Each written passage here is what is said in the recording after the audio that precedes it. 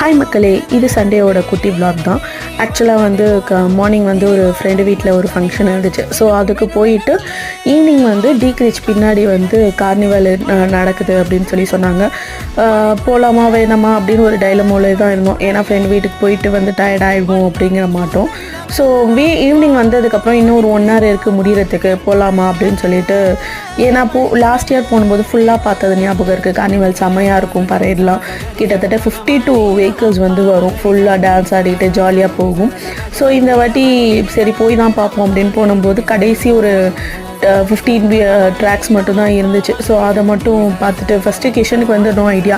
அங்கே போனதுக்கப்புறம் ஸ்பைடர்மேன்லாம் வந்து அவனை தூக்கி இது பண்ணோன்னா அவர் ரொம்ப என்ஜாய் பண்ண ஆரம்பிச்சிட்டாரு. ஸோ நல்லா ஜாலியாக என்ஜாய் பண்ணிவிட்டு வீட்டுக்கு வந்துட்டோம். இதோட ஃபுல் லிங்க் வந்து கீழே ஷார்ட்ஸில் கொடுக்குறேன், வேணும் போய் பாருங்கள். இன்னொரு வீடியோவில் பார்க்கலாம். தேங்க்ஸ் ஃபார் வாட்சிங். பாய்.